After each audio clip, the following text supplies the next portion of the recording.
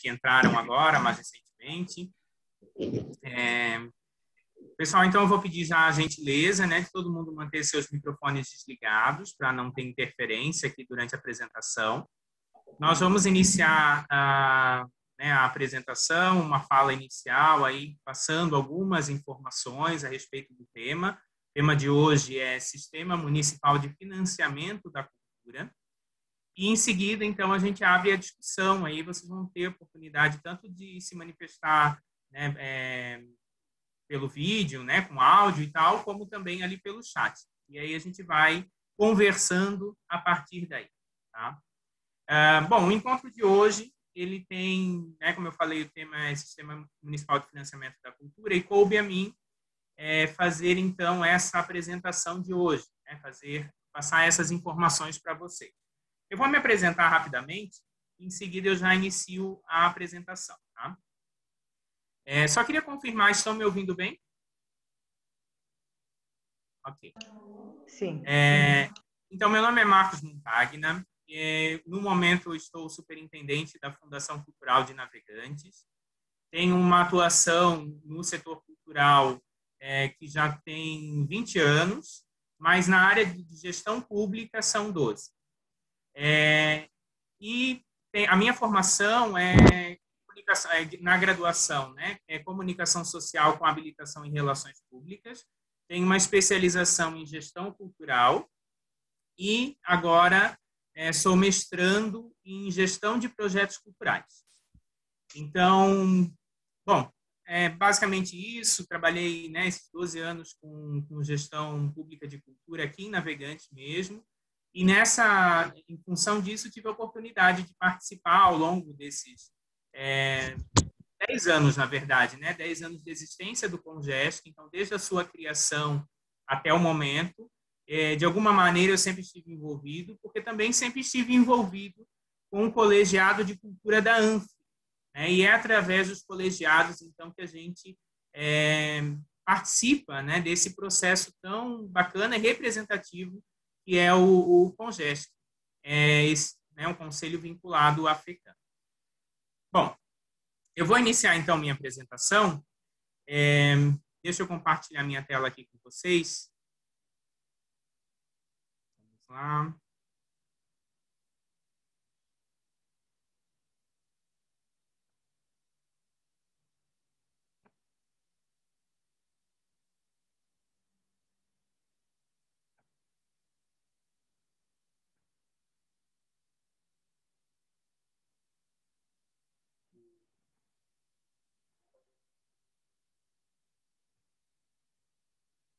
Só confirma com áudio para mim, por favor, se estão vendo a minha tela.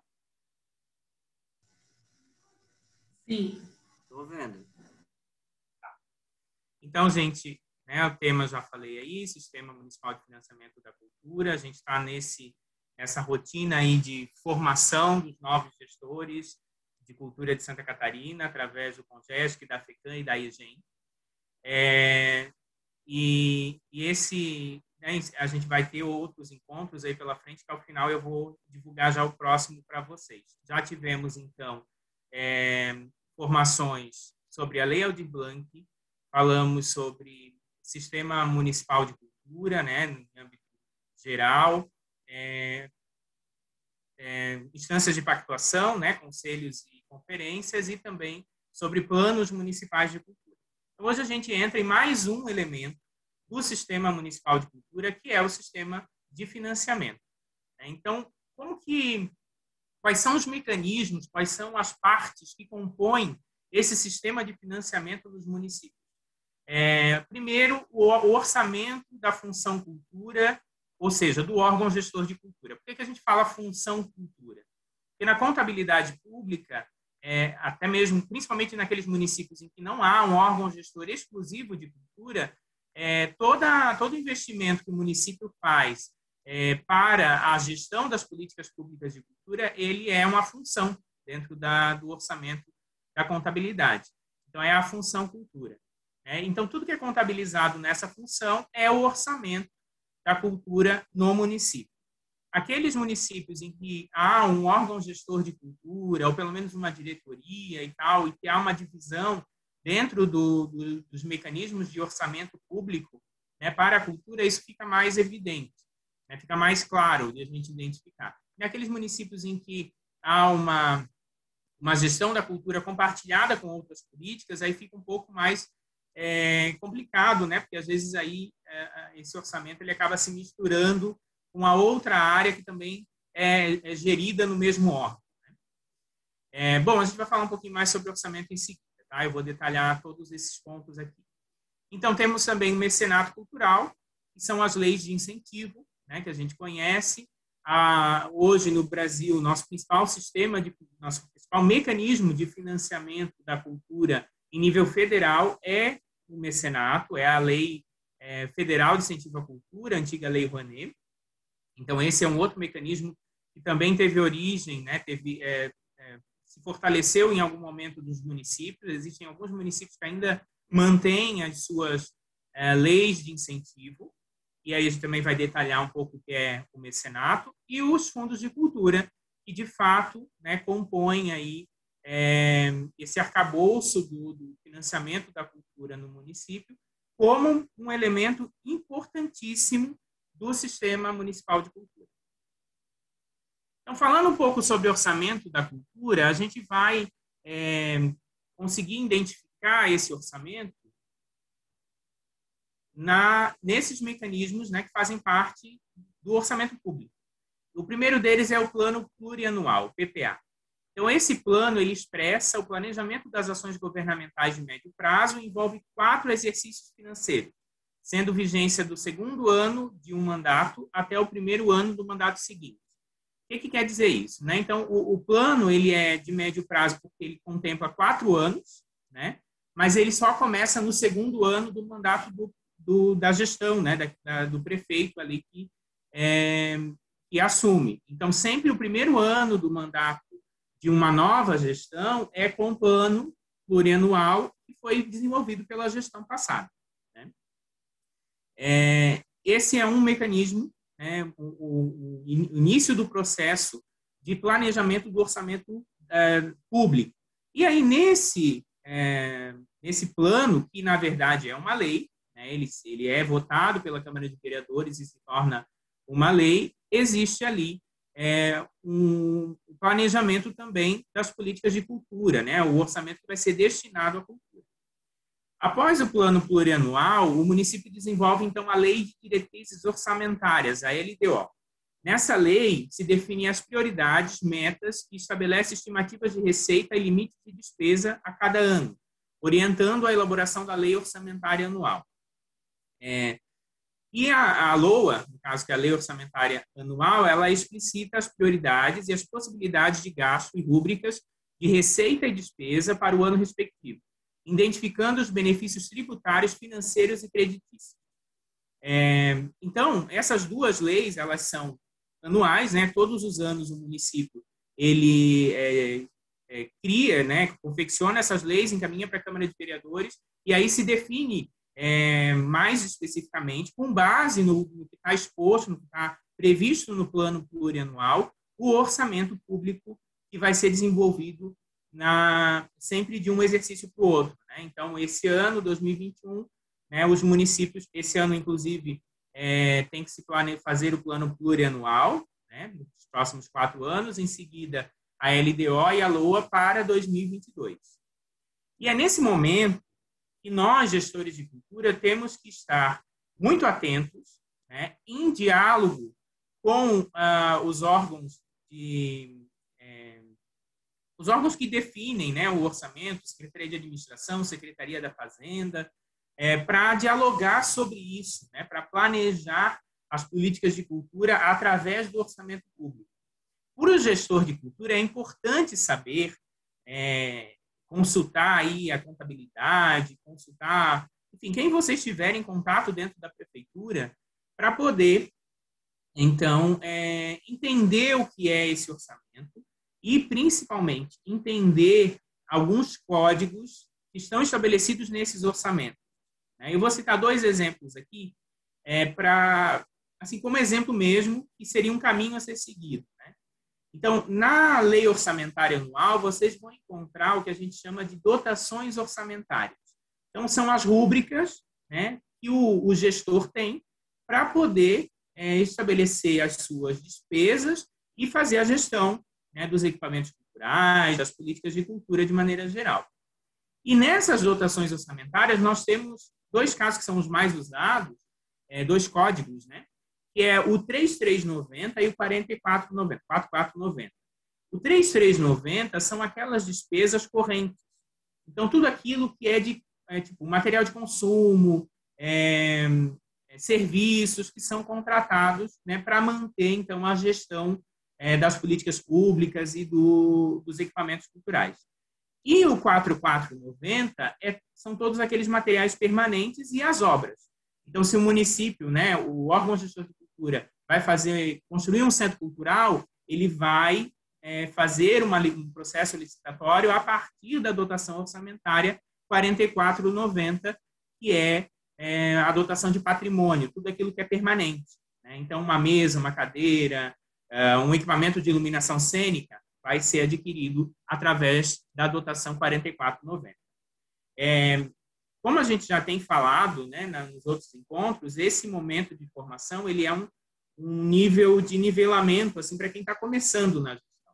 Então, eu estou falando essas questões como exemplos para que vocês, em seguida, possam ir consultar, né, como eu já falei, a contabilidade, a administração, enfim, dentro da prefeitura, da estrutura de vocês, aquela pessoa que tem o conhecimento disso e que pode detalhar melhor para vocês ao longo do processo, né? Porque isso é muito complicado, assim, não é simples de entender o orçamento público.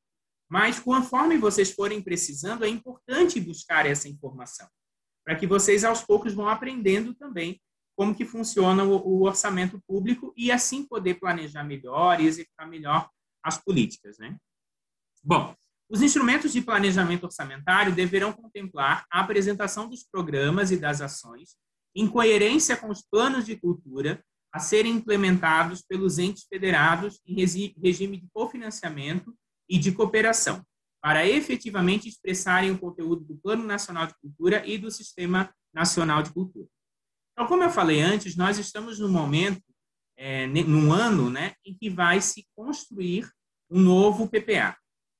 E para os municípios que têm plano de cultura, é importante que esse PPA ele tenha, assim como a LDO e a LOA também, né, ele contemple programas que permitam a execução dos planos de cultura. Então, vejam, é um processo de planejamento que ele é uma série de etapas, né? Primeiro, a gente faz um plano de cultura, claro, quem não tem vai fazer o PPA do mesmo jeito e vai ter que planejar suas políticas do mesmo jeito.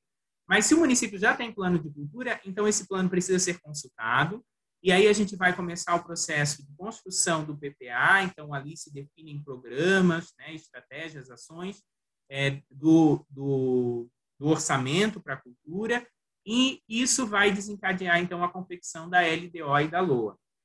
A gente precisa participar desse processo. Não podemos ficar alheios ao processo de planejamento orçamentário da gestão, porque senão depois nós não vamos conseguir executar, né, as ações do plano de cultura, as metas, enfim, e também desenvolver as políticas de cultura no município. Principais alocações de recursos orçamentários. Então, a gente tem o orçamento do órgão gestor de cultura, que foi isso que eu acabei de falar, onde vai se desenvolver a política de cultura dentro da referida esfera de governo, no caso, os municípios, destinados principalmente às atividades de gestão. Então, o orçamento, que é tudo que eu acabei de falar, ele tem como finalidade principal a gestão das atividades, das políticas e dos equipamentos culturais. Então, é nesse orçamento que a gente vai pagar a conta de água, a conta de luz, o telefone, a internet, comprar material de expediente, comprar material de limpeza. É nesse item, né, nesse mecanismo que a gente vai desenvolver essas atividades. Assim como a gente também vai pagar, através do orçamento, a gente vai pagar o espetáculo teatral, que vai fazer parte da nossa programação, o show musical, também é nesse orçamento que se desenvolve, né, essas atividades, que vão desencadear, então, todo o desenvolvimento do trabalho do órgão gestor de cultura. Mas nós também temos os fundos de cultura, que são constituídos como unidades orçamentárias que são destinados aos serviços, programas, projetos e ações das políticas públicas de cultura. Então, basicamente, os fundos de cultura, normalmente, eles são utilizados para o financiamento de projetos, para o financiamento de programas e projetos que são oriundos também, normalmente, da iniciativa privada, então, dos produtores, dos gestores culturais, dos artistas da cidade, e isso vai, então, financiar essas iniciativas. A gente vai aprofundar também um pouquinho mais sobre fundo em seguida. Bom, lá no início eu falei para vocês do mecenato cultural. O que é o mecenato? O mecenato, então, é um incentivo fiscal, né? É a modalidade de financiamento público com o qual o recurso é originário de renúncia fiscal. Nos municípios, renuncia-se à arrecadação de IPTU e ou ISS. Então, o que acontece no mecenato?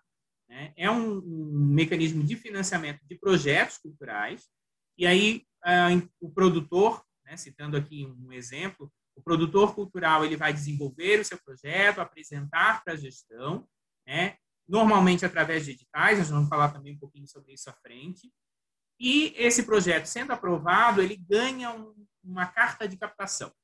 E aí, nessa carta, ele vai, então, à iniciativa privada, às empresas, às pessoas físicas, que são contribuintes do município, tanto de IPTU como de ISS, e faz a captação desse recurso, com esses contribuintes, e o contribuinte ganha, por sua vez, o direito de deduzir do seu imposto devido o valor que foi destinado ao projeto cultural.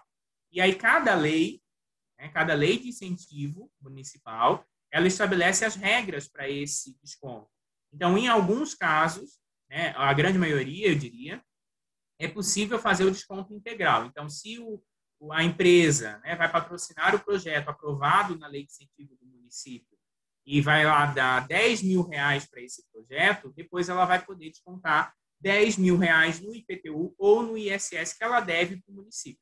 Normalmente é assim, mas cada lei pode ter regras diferentes. Então, se o seu município tem uma lei de incentivo, é importante que você tenha conhecimento do conteúdo dessa lei para poder executar, então, essa política, porque é no âmbito do município que isso se define, uma lei municipal, no caso.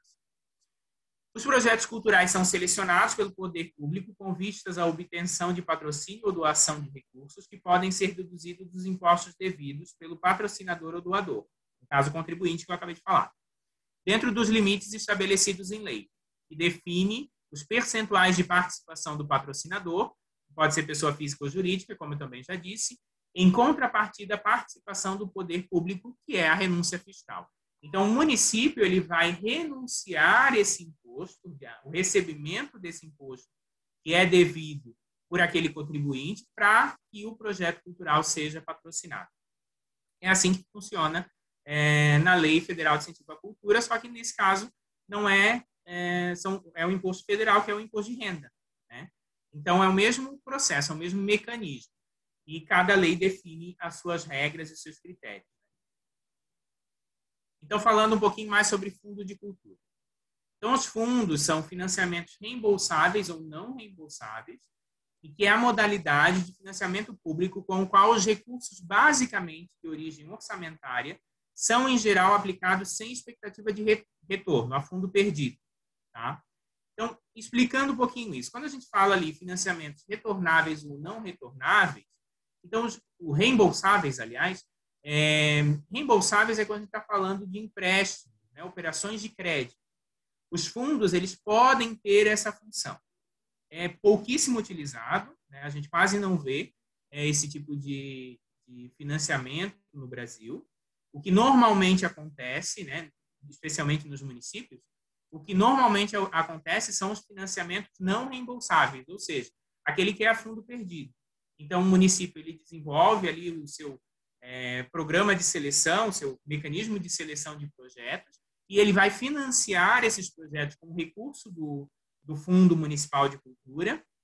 Os proponentes desses projetos fazem a sua execução, fazem a prestação de contas e fica tudo certo. Na verdade, o serviço a ser prestado pelo projeto é a própria contrapartida, né, que o município recebe pelo recurso investido.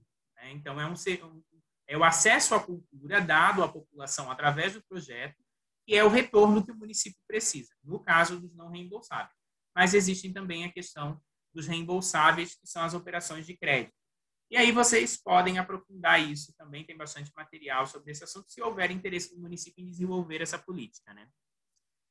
Bom, para assegurar a democratização no acesso aos recursos do fundo, é importante que os projetos realizados pela sociedade sejam escolhidos por meio de seleção pública. Então, a partir de 2017, a gente não tem mais, ou pelo menos é muito mais difícil, né, nós termos no município mecanismos de financiamento direto de iniciativas culturais. Então, depois eu vou falar sobre a base legal, que é a Lei de Licitações ou a Lei 13.019. E quando eu falo 2017 é porque começou a vigorar a 13.019, né? Antes havia a possibilidade do município firmar convênios de forma direta com entidades, né? Isso tudo caiu com a Lei 13.019. Então, agora, né, para a aplicação dos recursos do Fundo de Cultura, vocês vão ter que utilizar uma das duas bases legais, que são, né, essas duas que eu acabei de falar, através de uma seleção pública, através de um edital. Né? Então, esse edital ele pode ser um edital de licitação, como ele pode ser um edital de fomento, através da 13.019. Alguns municípios têm outras práticas, mas assim, eu não vou entrar nesse âmbito, porque nós precisamos pensar aquilo que está posto, né, em termos de legislação. Mas a legislação vigente, ela também é passível de entendimento diferenciado, né? Mas a gente vai trabalhar, então, aquilo que é mais comum, tá? E aí é importante que vocês, né, quando executarem essas políticas de financiamento, trabalhem junto, então, com controle interno, contabilidade, financeiro, procuradoria, para entender qual é o entendimento, né, qual é o caminho que o município vai seguir nesse caso. Tá? O fundo que possui conta bancária própria, ao contrário do orçamento, que fica no caixa único da prefeitura, pode ter recursos de outras fontes além da orçamentária e também pode ser aplicado em empréstimos e investimentos que prevejam reembolso, mas esses casos são mais raros. Tá? Então, assim, é importante que o Fundo de Cultura, e aí agora eu falo principalmente para quem, os municípios que já têm fundo ou que ainda não têm, e aqueles que têm, não têm uma conta bancária própria, é importante que se caminhe nesse sentido. Nós tivemos, então, agora, né, no final do ano passado, a questão da Lei Aldir Blanc. E o governo federal ele permitiu, então, através da regulamentação da lei, que os municípios recebessem o recurso da Lei Aldir Blanc direto nos fundos municipais de cultura. Então, aqueles municípios que tinham o Fundo Municipal de Cultura. Né? E o recebimento desse recurso ele só foi possível para aqueles municípios, então, que têm o fundo, criaram o seu fundo, que tem uma conta bancária própria e que tem um CNPJ à razão, né? Porque é através da criação do CNPJ na Receita Federal que o município consegue, então, abrir uma conta bancária para o Fundo Municipal de Cultura, porque daí o fundo cria uma personalidade jurídica, né? Então, é um processo burocrático, né? Principalmente para quem ainda não tem fundo, quem já tem e que não tem esses mecanismos como a conta e CNPJ, mas sem dúvida nenhuma, o setor de contabilidade, né, do município vai poder orientar vocês qual o procedimento a ser seguido. Tá? Eu estou novamente repetindo, né, passando aqui linhas gerais e dando um norte aí de um caminho a ser seguido. Tá? No Sistema Nacional de Cultura, o fundo é o principal mecanismo de financiamento público da cultura. Então, a gente viu lá orçamento, mecenato e fundo. O fundo hoje, dentro do sistema, é o principal mecanismo. Ele invalida os outros? Não, cada um tem a sua função. Né? Há uma discussão de algumas pessoas, né? Alguns defendem, outros não defendem, entre um duelo, digamos assim, entre fundo e mecenato. Né? E existem municípios, é o caso de Joinville, por exemplo, que tem os dois mecanismos funcionando. Né? Pelo menos a última informação que eu tinha é essa, agora eu não sei como é que está. Mas Joinville tem um sistema de financiamento com mecenato e com Fundo Municipal de Cultura, né? Assim como outros municípios têm também essas duas experiências. Então, é uma questão só de entender qual é a realidade do município para saber se o município vai ter só o Fundo de Cultura, ou se ele também vai ter o mecenato, ou se, eventualmente, ele vai ter só o mecenato. Mas, dentro do âmbito do Sistema Nacional de Cultura, é muito importante, é fundamental que o município tenha o seu Fundo de Cultura, sim, né? E, novamente, eu cito a Lei Aldir Blanc como um exemplo importante, né, da função do fundo dentro do município no recebimento desses recursos que podem, né, vir de outras fontes que não só o orçamento do município, né? Como foi o caso da Lei Aldir Blanc, né? E vejam, aqui no item de cima, só reforçando o que eu falei, né? Então, o fundo ele também permite os investimentos que prevejam reembolsos, né, em operações de crédito, mas são casos mais raros, né? Mas há essa possibilidade também. É uma questão de cada município analisar a sua realidade e entender qual é a política que vai funcionar melhor, né? Aqui eu trouxe as possíveis fontes de recurso para os fundos de cultura, tá? Eu não vou ler todas, mas essa apresentação vai estar disponível para vocês depois, e aí, naturalmente, vocês vão poder, com mais calma, entender e pesquisar um pouquinho sobre cada uma delas. Eu selecionei as principais aqui. Então, dotações consignadas na Lei Orçamentária Anual Municipal e seus créditos adicionais. Então, o recurso do Fundo de Cultura ele vem de uma dotação orçamentária do município, né? É através do orçamento do município, do orçamento próprio do município, que o órgão gestor de cultura vai aplicar recursos no fundo. Então, essa é uma das fontes, né? Talvez a principal, né? Porque, infelizmente, a gente ainda não tem essas transferências, que é o segundo ponto ali, transferências federais ou estaduais à conta do Fundo Municipal de Cultura.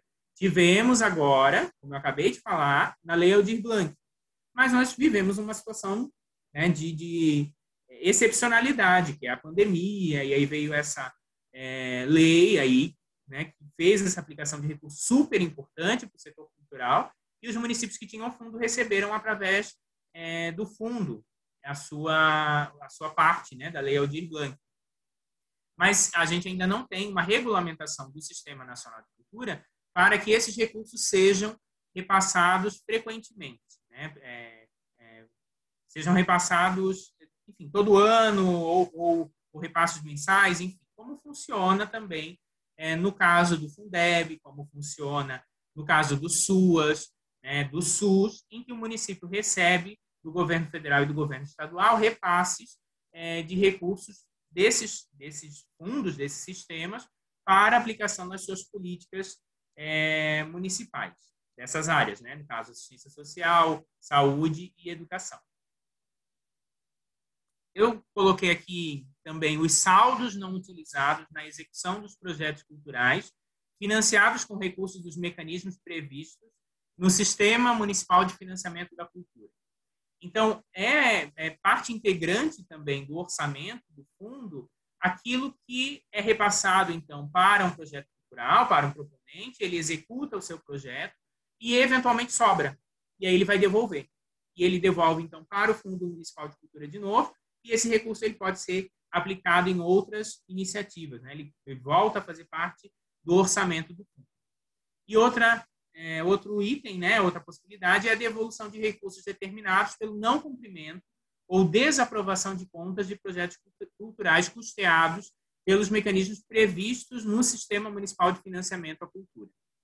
Quando o município, então, ele faz o financiamento de um projeto cultural através do Fundo Municipal de Cultura, ele estabelece com aquele proponente, produtor cultural, enfim, um pacto, um contrato, né, um compromisso.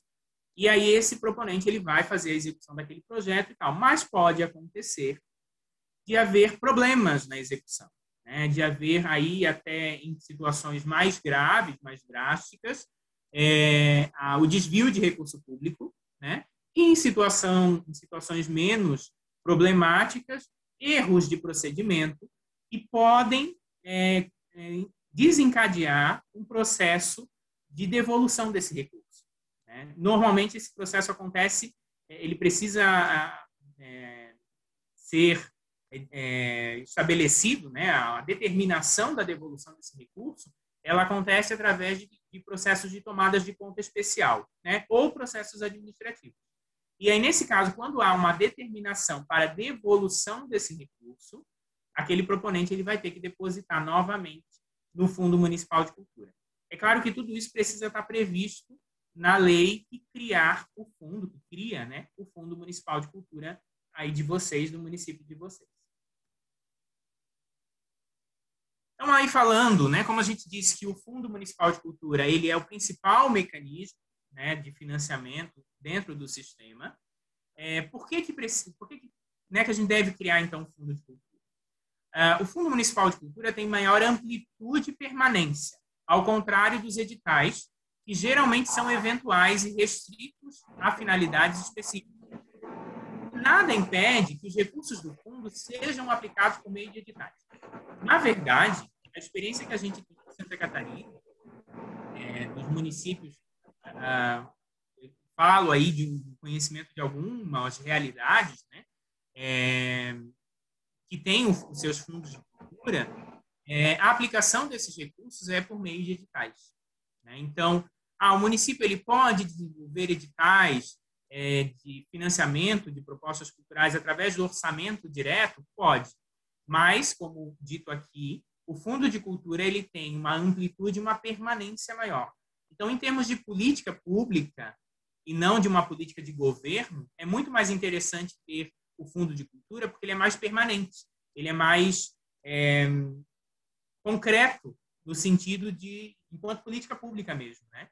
Para que, ao longo dos anos e com a passagem das gestões, independente de quem seja o prefeito, independente de quem seja o gestor de cultura, essa política ela permaneça, ela continue existindo dentro, né, desse espectro das políticas públicas municipais de cultura. Por meio do Sistema Nacional de Cultura, se prevê que, quando se tratar de projetos propostos pela sociedade, o repasse de recursos do Fundo Nacional de Cultura aconteça por meio de editais. Então, só citando o exemplo de como, né, funciona no caso do Fundo Nacional de Cultura. Também é por meio de editais. E é assim que o município deve trabalhar também, até porque é assim que o município vai respeitar as bases legais, né, como eu falei, 13.019 ou Lei de Licitações. O Fundo Nacional de Cultura deve se tornar o principal mecanismo de fomento, incentivo e financiamento à cultura. E só terão acesso aos recursos os estados e municípios que tiverem criado os seus próprios fundos. Então, volto novamente à Lei Aldir Blanc, que desencadeou uma discussão que estava um pouco adormecida no Brasil, que é a regulamentação do Sistema Nacional de Cultura. Então, os atores, as lideranças, tanto do municipalismo como a CNM, né, o Fórum dos Gestores Estaduais de Cultura, enfim, né, os diversos líderes mesmo que nós temos das políticas públicas de cultura no Brasil, esses órgãos, né, que representam os diversos segmentos, estão unidos agora nesse processo de regulamentação do Sistema Nacional de Cultura. Então, é um momento de oportunidade, né, que veio através da Lei Aldir Blanc. Por que a gente diz isso? Porque a Lei Aldir Blanc ela mostrou que é possível, sim, fazer o repasse de recursos do Fundo Nacional de Cultura para os estados e para os municípios. É possível e existe recurso para que isso aconteça. A gente só precisa regulamentar. Né? Então, diferente da Lei Aldir Blanc agora, né, a Lei Aldir Blanc desencadeia essa discussão e é uma discussão que eu acredito que só vai se fortalecer daqui para frente, mas vai chegar um momento, com a regulamentação do Sistema Nacional de Cultura, que só irá receber os repasses do Fundo Nacional de Cultura aqueles municípios que tiverem o seu CPF, Conselho, Plano e Fundo. Isso vem sendo dito, né, há muito tempo, e é importante, principalmente para aqueles gestores que estão começando agora, se atentar a isso. Né? E aí eu convido vocês, então, se não tiveram oportunidade, de assistir, né, os nossos encontros anteriores, onde a gente vai falar sobre o Conselho, nas instâncias de pactuação, que foi Marcelo Seixas que falou. No encontro passado, onde o Jaime e a Célia falaram sobre o Plano Municipal de Cultura, e hoje nós estamos falando de fundo, né? Então, compondo aí o CPF que a gente acabou de comentar.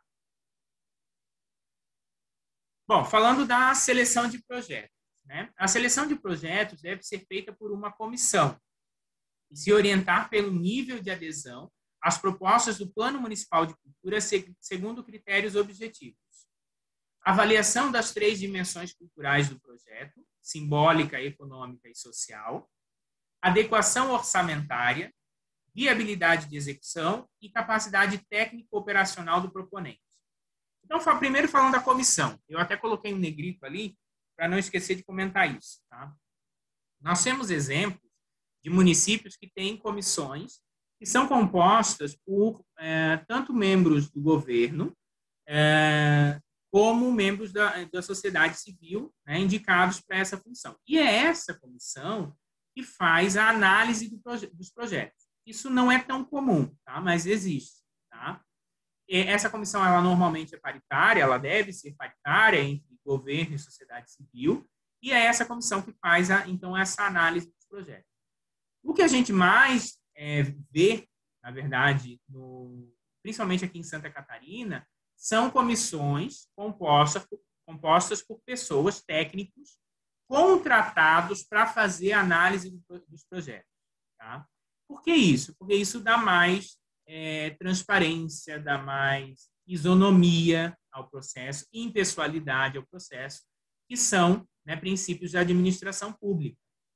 Quando a gente traz uma pessoa de fora, né, que tem conhecimento da área, que tem ali a sua experiência para poder analisar um projeto, mas não conhece ninguém dentro do município. E aí ele não vai fazer ele vai fazer um julgamento com base no que ele lê no formulário do projeto, naquilo que é apresentado ali na parte documental, e não com base naquilo que ele conhece do proponente, porque ele já trabalhou junto, ou porque é amigo, ou porque não gosta da pessoa, enfim. Né? Então, é importante que o município, quando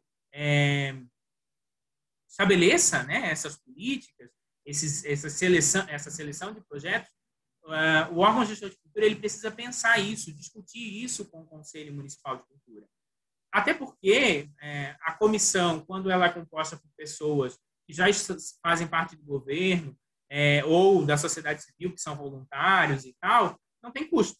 Agora, quando a gente precisa contratar um técnico para avaliar um projeto, e normalmente não é só um, né? Aí cada município tem aí o seu formato de comissão, mas ele tem que se pagar um valor para aquele profissional fazer a análise desses projetos. Isso é um custo, né? Mas é um custo, eu diria, aí é uma opinião pessoal, que vale a pena pagar, né? Porque a gente, enquanto gestor de cultura, não tem essa responsabilidade de daqui a pouco ter que estar respondendo, né, por algum julgamento equivocado que se faça no processo de seleção. Então, falando dos critérios objetivos, o primeiro ali das dimensões culturais, dentro do Sistema Nacional de Cultura, passou a se entender a cultura em 3 dimensões: a dimensão simbólica, a dimensão econômica e a dimensão social. Eu não vou entrar aqui nas dimensões, me aprofundar muito, mas basicamente a dimensão simbólica é a possibilidade que nós temos, através da cultura, de simbolizar, né, a vida, de maneira geral. Né? Então, um exemplo que sempre é citado, né, quando a gente olha para a bandeira do Brasil, é um símbolo da nação. Né? Quando a gente olha para uma tela que foi pintada, um quadro que tem ali uma paisagem, por exemplo, é um símbolo, né, daquela paisagem. Então, a possibilidade que o ser humano tem de simbolizar. Isso é cultura. A dimensão econômica, então, é a geração de emprego e renda através da cultura. E a dimensão social é o direito constitucional que nós temos de ter acesso à cultura, de produzir cultura, né, de ser pessoas, né, entes culturais dentro da nossa sociedade. Adequação orçamentária, então isso vai estar estabelecido no edital e precisa ser um ponto de análise, né, dentro da seleção de projetos, pegar o orçamento que foi apresentado por aquele proponente e entender se ele é viável, se ele não está superfaturado, ou se aqueles valores orçados ali estão muito abaixo do mercado, que vão impossibilitar a execução do projeto. Então, essa análise orçamentária ela é super importante. Assim como a viabilidade de execução e capacidade técnico-operacional do proponente. A viabilidade de execução ela está diretamente ligada à adequação orçamentária, mas não é só isso, né? Às vezes o orçamento está lindo, maravilhoso, mas a viabilidade de execução, ali o proponente está propondo uma coisa que ele vai fazer como contrapartida, que não está prevista no orçamento e que pode se identificar que não é viável, né? E a capacidade técnico-operacional do proponente é o currículo. Então, essa pessoa, ela tem condições de desenvolver esse projeto, ela tem experiência suficiente para executar esse projeto e, principalmente, essa pessoa, esse proponente, ele é um agente cultural ou é só mais uma pessoa, uma instituição que seja, que quer se aventurar no âmbito da cultura, porque aqui tem dinheiro, digamos assim, né? Porque tem que na verdade não tem, né? Mas, como a gente tem, nesse caso específico, um edital de seleção de projetos, existe ali um recurso disponível para financiar esses projetos e aí pode vir aí esses aventureiros, né, da vida. Vamos falar um pouquinho sobre confecção de editais, então. Agora, vou voltar novamente a fazer referência na Lei Auditor, porque foi um desafio grande para quem não tinha experiência, né, no desenvolvimento, na confecção de editais, receber esses recursos, porque esses recursos, naturalmente, eles precisariam ser aplicados por meio de editais de seleção pública, né? E aí, aqueles municípios que não têm um sistema de financiamento, que não tem essa experiência, aquele gestor que não tinha essa experiência, teve que rebolar aí para poder confeccionar os seus editais de maneira adequada, né? E a gente viu assim muitas dificuldades, muitas pessoas fazendo questionamentos nesse sentido. Como eu falei, o objetivo do encontro de hoje não é a gente fazer um aprofundamento muito grande de nada, até porque esse tema, confecção de editais, ele assim daria vários encontros de formação só para falar disso, né? Mas eu vou trazer aqui em linhas gerais algumas coisas que o gestor de cultura precisa se atentar quando ele for confeccionar um edital, né? E aí, como a gente falou antes, esses editais eles podem ter recursos do Fundo Municipal de Cultura ou também do orçamento da cultura e também pode ser um edital de mecenato cultural, ou seja, um edital de lei de incentivo à cultura, tá? Nos municípios que nós temos aqui em Santa Catarina, vou citar como exemplo aqui Itajaí, novamente cito Joinville, Florianópolis, né, que tem leis de incentivo, a aplicação desses recursos ela é por meio de edital. Se não me engano, Florianópolis já faz um tempo que não lança edital de lei de incentivo, só de fundo. Mas, assim, Itajaí é todo ano, né? Então, são exemplos que eu cito para vocês, que vocês podem buscar essas experiências, né, quando se tratar de lei de incentivo. Ou de fundo, aí, né, tem o nosso caso aqui em Navegantes, tem Joinville, como eu já falei, tem Blumenau, né, tem aí várias cidades que podem ser consultadas, né, vocês podem ver a experiência dessas cidades. Então, nos três casos de mecanismos do financiamento da cultura no município, há possibilidade de lançamento de editais. E aí cada município, né, vai desenvolver a sua política de cultura e entender dentro da sua realidade o que é mais adequado. Então, a base legal, ela sempre a base legal normalmente né, a Lei 13.019, que é a lei que regulamenta o repasse de recursos para entidades privadas sem fins lucrativos, tá? Então, aquilo que até 2017 era repassado para as entidades por meio de convênios, e aí os convênios eram assim, né? Então, a entidade ia lá no prefeito, vamos supor, o grupo, a banda municipal, que é uma associação privada sem fins lucrativos. Essa banda vai lá no prefeito e, para manter as suas atividades, ela pedia um recurso do município. O município, para repassar esse recurso para essa entidade, firmava um convênio. Esse convênio era firmado por meio da aprovação de uma lei na Câmara de Vereadores. E aí, a partir da autorização da Câmara, o município fazia o repasse de recurso para aquela entidade. Isso era o convênio. Só que isso acaba desencadeando, né, no âmbito da administração pública, aquilo que a gente chama de política de balcão. Então, se eu sou mais amigo do prefeito, eu tenho uma entidade, ou do gestor, né, de cultura, de turismo, enfim, independente da área, eu vou lá e peço o recurso e há uma boa vontade, né? E aí a gente não está falando apontando o dedo para ninguém, mas era algo comum, né? E aí há uma boa vontade do governo em fazer o repasse desse recurso por meio de convênio.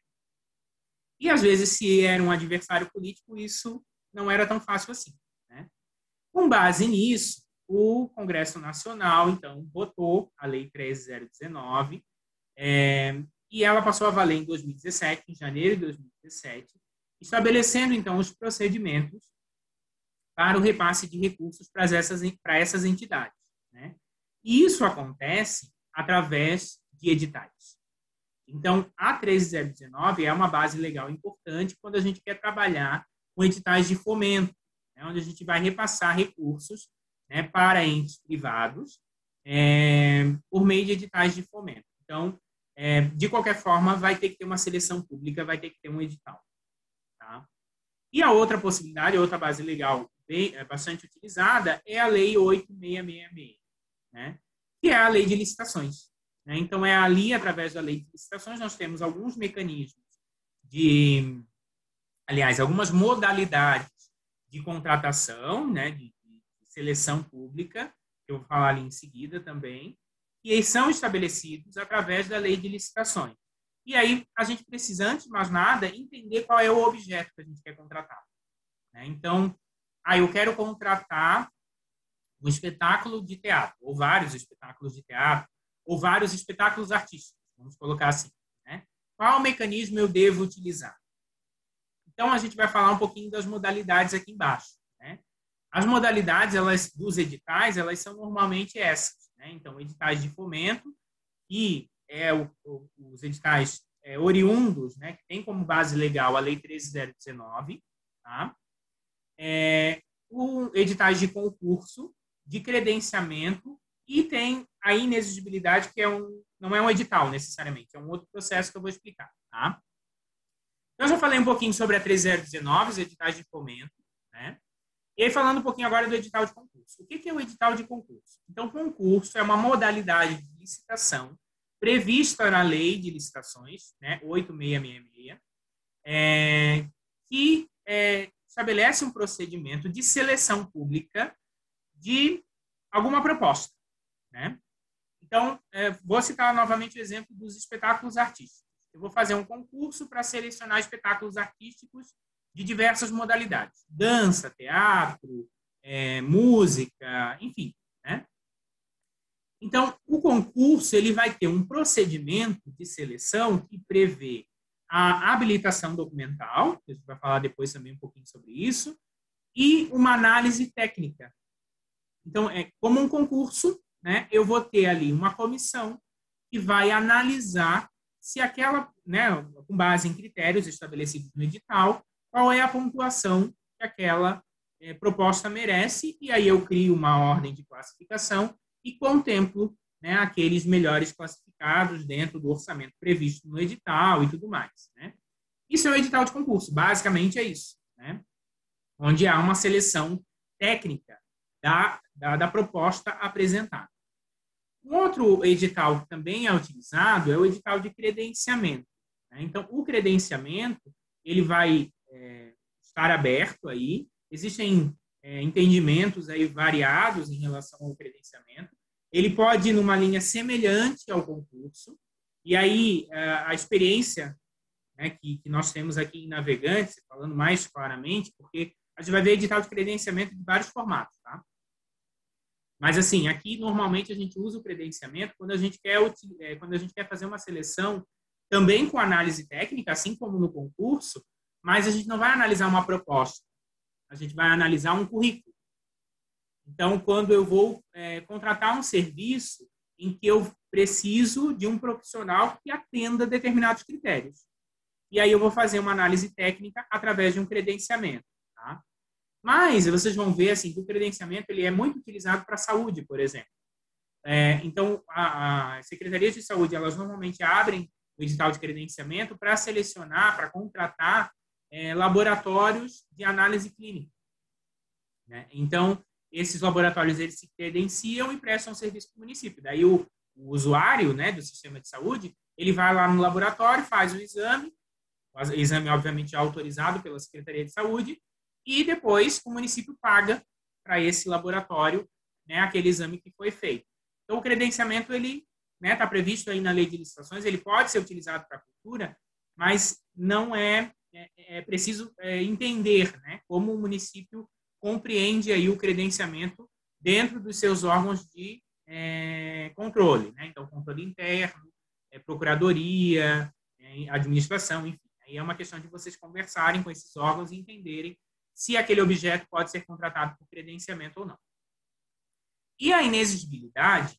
A inexigibilidade é um mecanismo de contratação previsto na lei de licitações e ela é utilizada para aqueles casos em que o objeto a ser contratado ele é único. Eu não consigo encontrar outro fornecedor que que forneça, né, que preste o serviço, ou que preste, normalmente é serviço, tá, gente? Ou que forneça aquele produto e em outro lugar, só tem aquela pessoa. E aí, normalmente, a inexigibilidade é utilizada, por exemplo, para a contratação de shows musicais. Né? Aniversário do município. Vocês já devem ter visto experiências como essa. Então, o prefeito, né, a gestão decide trazer o cantor nacional tal. Vou trazer Chitãozinho e Chororó para fazer o show no aniversário do município. Só tem um Chitãozinho e Chororó, só tem uma dupla Chitãozinho e Chororó, não tem outra. Né? Então, eu não vou conseguir 3 orçamentos de Chitãozinho e Chororó, eu vou ter que conseguir só uma. E aí eu contrato isso por inexigibilidade. Só que o processo de inexigibilidade, além desse critério de o prestador de serviço ser único, eu não tenho outra possibilidade, né?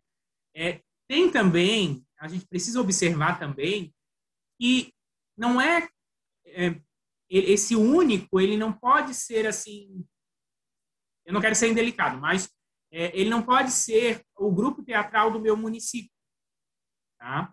Ele precisa, no processo de inexigibilidade, ter um portfólio robusto o suficiente para realmente justificar uma contratação por inexigibilidade. E aí, felizmente ou infelizmente, aí é o mérito de cada um, mas normalmente isso só acontece quando a gente tem contratação na área artística, né? Contratação de artistas de renome nacional. Porque, então, essas pessoas elas têm, de fato, um portfólio tão grande, tão robusto, que justifica o município fazer uma contratação por inexigibilidade. Então, é um mecanismo também utilizado na cultura, mas ele tem essas especificidades. Né? E é delicado essa questão da inexigibilidade exatamente por isso, porque não há uma seleção pública. Né? O gestor vai lá e escolhe aquele prestador, aquele fornecedor específico. Eu quero esse. Né? Então, não há um processo de seleção onde qualquer pessoa pode se inscrever e participar do processo livremente, que é o que garante, né, de alguma maneira, a questão da impessoalidade na administração pública. Bom, etapas de um edital. Tá? Independente do edital, desses que eu acabei de falar, com exceção da inexigibilidade, se bem que, de alguma maneira, a inexigibilidade também funciona assim. Tá? Mas, falando de edital de seleção pública mesmo, fomento, concurso, credenciamento ou outras possibilidades aí que o município pode executar. Normalmente, nós temos 2 etapas importantes, etapas iniciais, que é a habilitação documental e depois a análise técnica. Tá? Então, a habilitação documental, ela compreende a análise dos documentos de habilitação. Então, é ali que vão se apresentar, no caso, pessoa física, tá? RG e CPF, comprovante de residência, certidões negativas, declarações previstas na lei de licitações. É nesse momento que o proponente ele então apresenta essa documentação e essa documentação é analisada, né, pela administração, normalmente através de comissões também, para saber se está tudo certo. Nessa primeira etapa, se o proponente ele né, aquela pessoa ali que está participando do processo, ele consegue então cumprir todos os quesitos, ou seja, apresentar toda a documentação prevista no edital, ele passa para a próxima fase. Se ele não consegue, aí ele fica na fase de habilitação, ou seja, ele é inabilitado. Né? Passando para a próxima fase, que, na verdade, é a fase de análise técnica. Oi, pois não? Posso te interromper e te fazer uma pergunta? A gente vai deixar as perguntas para o final. Tá ok, então. Tá certo. Obrigada. Ok. Na fase de análise técnica, então, é quando a gente vai, dentro de critérios estabelecidos no edital, fazer uma análise, uma qualificação técnica da proposta. Né? Então, aquela proposta apresentada, ela tem aí o seu conteúdo, e é onde entram as comissões de análise técnica que eu citei anteriormente. Né? Eu falei ali sobre a possibilidade de contratação de profissionais, né, com currículo adequado para fazer uma análise técnica dessas propostas. Então, assim, isso que eu estou falando, gente, não é uma regra, assim, tem que ser dessa forma, tá? Mas com base, né, com a base legal que nós temos aqui, normalmente é assim que acontece. Tá? Então, novamente eu repito, cabe a cada município, a cada gestor de cultura, entender a sua realidade, conversar com procuradoria, conversar com controladoria, para saber como caminhar dentro do município, como essa política vai se desenvolver no município. Mas, normalmente, é assim que acontece. Tá? E aí, depois desse processo, nós temos, então, o resultado preliminar, o recurso e o resultado final. Então, feita a análise técnica, o órgão gestor de cultura vai publicar um resultado preliminar. E aí, esse resultado preliminar ele é passível de recurso. Então, aquele proponente, né, aquele prestador, participante do processo, ele tem que ter a possibilidade de questionar esse resultado. De dizer assim, olha, eu não concordo, porque o critério tal, eu recebi pontuação tal, e eu acho que o meu projeto ele deveria receber uma pontuação maior. Né? Ele vai apresentar esse recurso, e esse recurso vai ser analisado pela comissão, normalmente a mesma comissão que fez a análise técnica, e se essa comissão entender que aquele recurso, aquela argumentação, ela é salutar, aí se revê o resultado. Né? Agora, se entender que não é, o resultado permanece o mesmo, e aí se publica o resultado final. E aí, publicado o resultado final, as instâncias administrativas acabam. Né? Esse proponente ele pode até questionar esse resultado, mas é em âmbito judicial. Ele não vai poder mais questionar em âmbito administrativo, porque ele teve um período de recurso ali para isso. Tá? Bom, eu já falei da comissão técnica de análise, né? As possibilidades aí, tanto de formar uma comissão dentro do município, como também de fazer a contratação de profissionais para isso. Bom, eu vou mudar minha tela aqui para mostrar para vocês. Cris, eu vou pedir a gentileza para ver se está aparecendo o portal do SNC agora.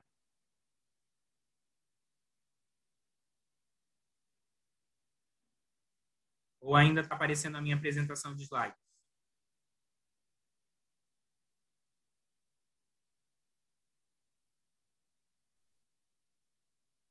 Então, slide. Slides, deixa eu ver como é que eu faço isso.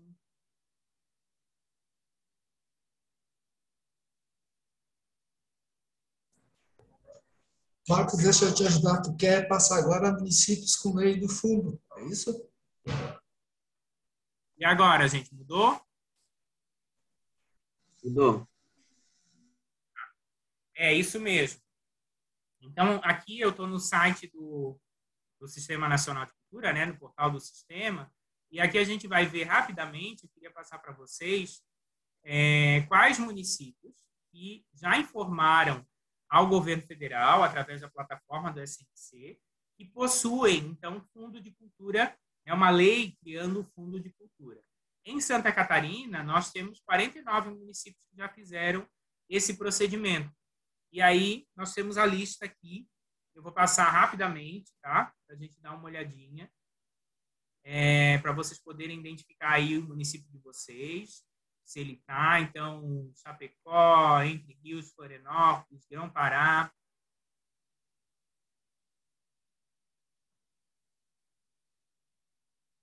Ipira, Itá, Maravilha, Navegantes.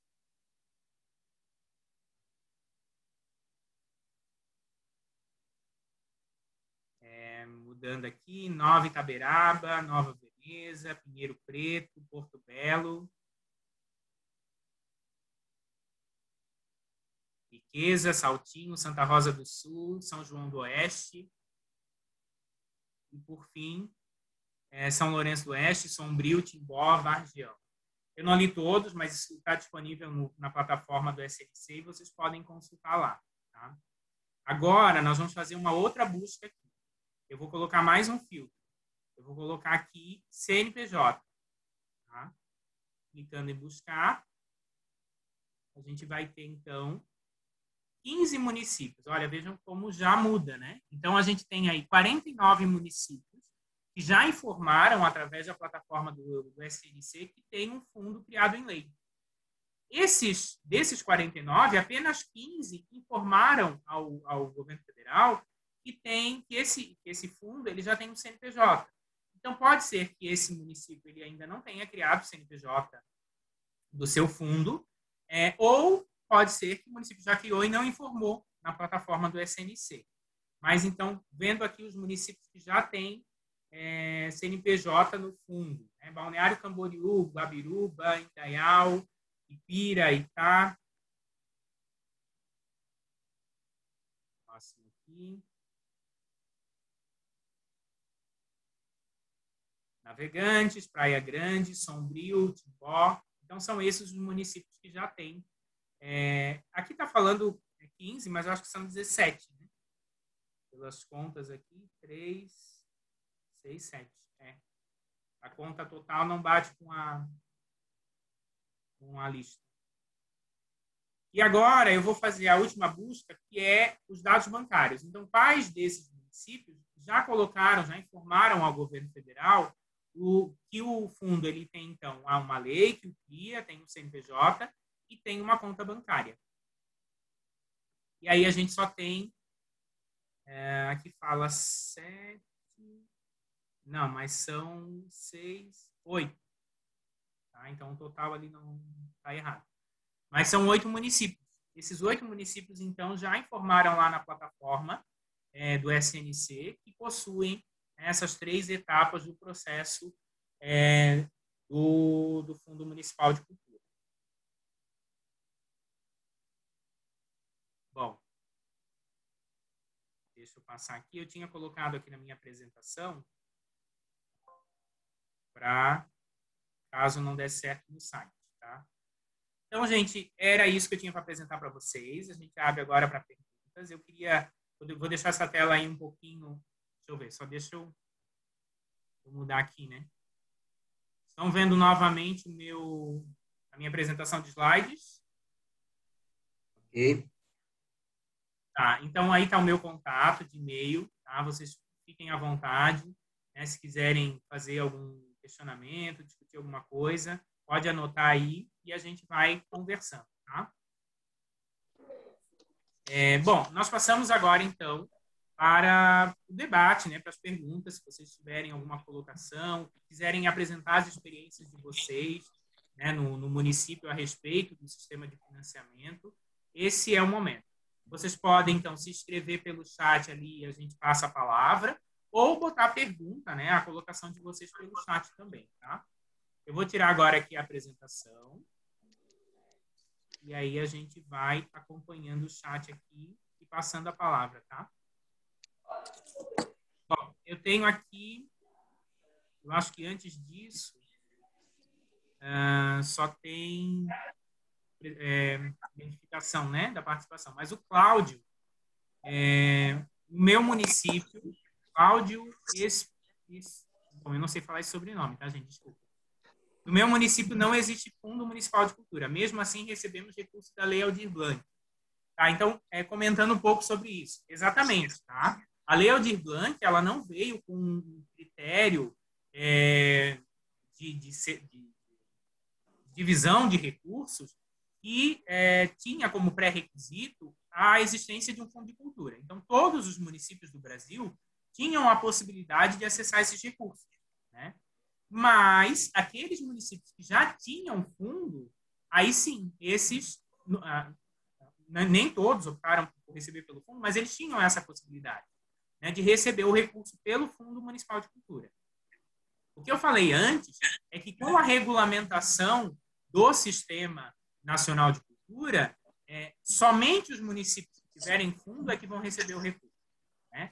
Mas, como eu disse também, a Lei Aldir Blanc, ela veio numa situação de pandemia, era uma excepcionalidade, o recurso tinha que chegar rápido para o setor cultural, e aí não dava para criar como um critério, aí, um pré-requisito a existência de um fundo, porque boa parte dos municípios brasileiros não tem fundo municipal de cultura, né? Então, esse recurso ele precisava chegar e se estabeleceu dessa forma, né? Mas o que a gente fortalece nessa fala é em relação à possibilidade do repasse de recurso fundo a fundo acontecer. A Lei Aldir Blanc mostrou que é possível, né?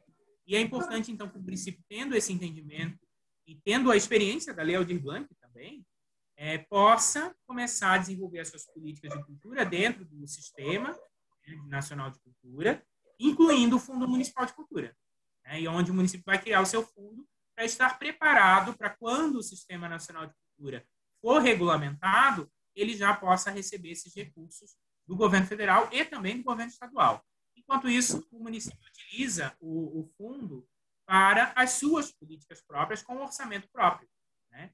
Então, aí como eu disse, dentro da realidade de cada um, entender se é possível fazer isso, se é a prioridade, né? Porque criar um fundo demanda investimento, né? Isso não tem como negar, e aí a gente precisa ter possibilidade dentro do orçamento público de fazer essa aplicação, convencer prefeito, convencer vereadores de que a aplicação desse recurso, né, é importante. Depois, Cláudio, se tu puder mencionar qual é o teu município, para identificar aqui, a gente cita também, tá? Ellen Beck. Pode falar, Ellen. Oi, Marcos, boa tarde a todos. Quero te parabenizar por essa live, as pautas muito importantes, esclarecedoras. Olha, achei sensacional a tua apresentação. O que eu gostaria de colocar aqui para você sobre a questão do princípio da inexigibilidade? Acho que é isso, né? É uma palavra difícil. Eu acho que para toda regra há a sua exceção. E entendo, né? Entendi o seu ponto de vista. Porém, eu gostaria de colocar assim, existem desses 295 municípios do nosso estado, nessa nova gestão, muitos prefeitos não conhecem a máquina pública, certo? Fato, assim como também muitos gestores de cultura também não conhecem a máquina pública. E aí, acontece uma situação que nós vamos nos deparar no futuro. Isso já aconteceu comigo, já aconteceu com alguns colegas meus, e eu gostaria de fazer esse adendo aqui a vocês nesta live. Muitas vezes, definido entre a sociedade, a comunidade, o próprio Conselho de Cultura, né, ou está contido no Plano Municipal de Cultura também, determinados shows, né, com pessoas famosas, com grupos famosos, a gente vai em busca da captação, faz todo um orçamento, apresenta ao prefeito, e sempre, claro, eu sempre busquei também fazer a valorização dos talentos da terra, isso é fato, os municípios pequenos sempre trabalham com isso, mas também existe uma cultura dentro dos municípios menores, que quando há festas por exemplo, festas do agricultor, do colono, enfim, a própria população pede um show de sertanejo, enfim, um grupo famoso do momento. E aí a gente se depara com uma seguinte situação, nós levamos esses orçamentos, conversando assim com alguns promoters, produtoras, e o prefeito acaba achando bacana, interessante, mesmo com um determinado valor do show, ele acaba contratando.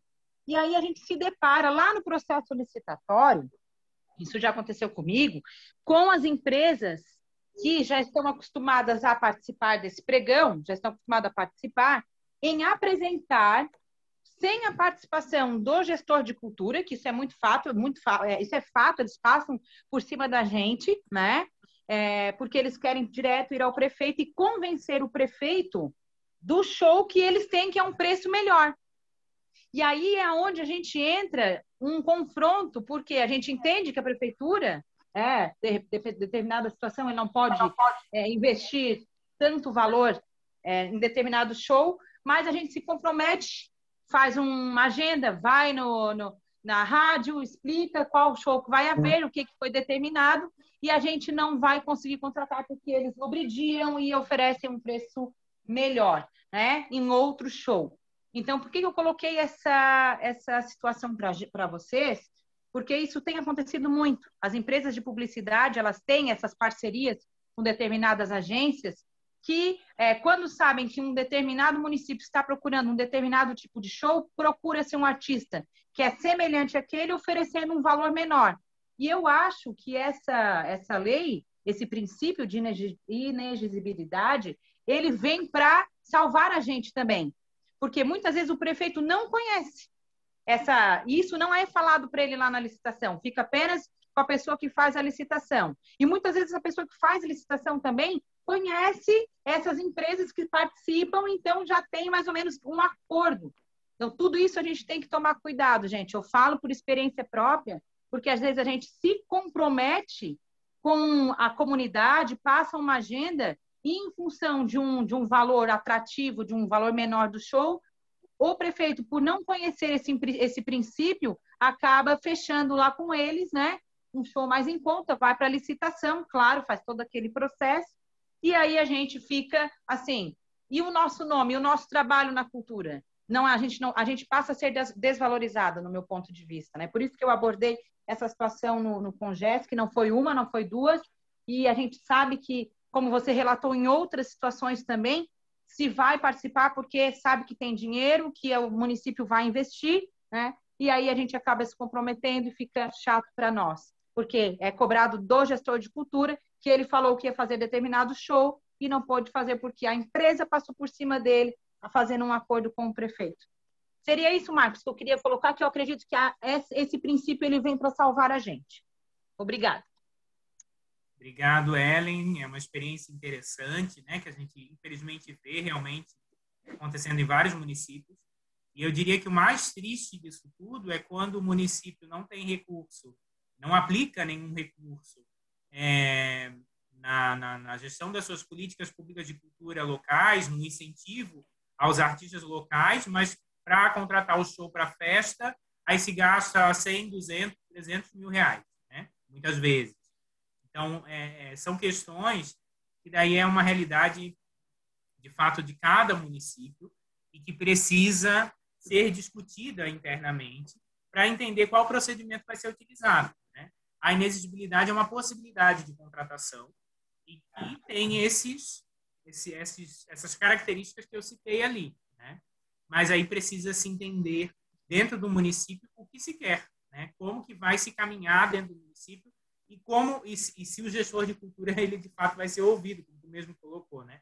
Às vezes o processo passa por cima da gestão de cultura e segue, e muitas vezes o gestor de cultura vai saber só depois. Bom, vamos lá. Temos mais gente aqui. A Ellen falou. Leonardo, pode falar e aí identifica o teu município, por favor. Então, boa tarde, pessoal. Sou Leonardo, trabalho na Secretaria de Cultura, Esporte e Turismo de Nova Veneza. E a minha colocação, de repente até você consegue me responder, Marcos, que dentro da parte de financiamento e fomento aqui, a questão de editais a gente consegue desenvolver bem. Chamamento público, para as entidades culturais participarem.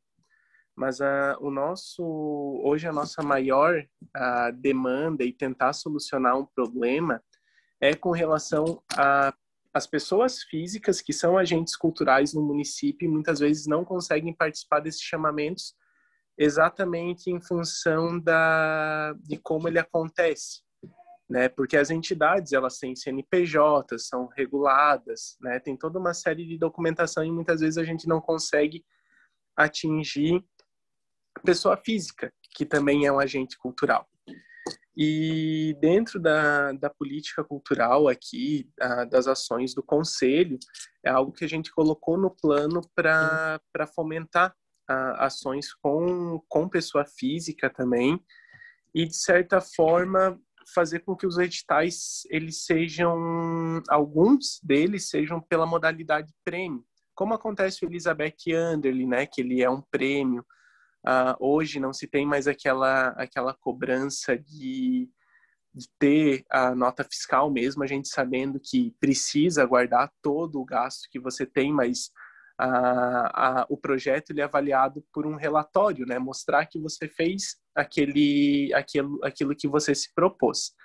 E a minha pergunta é, na verdade, de que forma os municípios eles podem vincular um edital através de prêmio? Em qual classificação seria esse prêmio? Se seria por concurso, se seria por credenciamento, em qual modalidade? Porque isso a gente já levantou com o nosso setor jurídico e o nosso setor financeiro, né, Secretaria de Administração e Finanças aqui, e eles acham meio inviável. Só que alguns municípios eu já vi que conseguem realizar, mas não diz qual a modalidade de licitação, vamos dizer assim, que é realizada, né? Abre um edital, e esse edital de prêmios, por exemplo, eu peguei alguns prêmios de mestres de ofício, né? Mestres da cultura, e aí selecionava um mestre carpinteiro, marceneiro, que tinha alguma técnica relacionada ao ensino de alguma cultura, de alguma arte, enfim, de algum ofício. Outros foram com relação vamos dizer assim, a produtos culturais que já existem. Por exemplo, algum artista fez alguma obra para o município que não teve custos para o município, mas o município quer premiar, né, por algo já feito.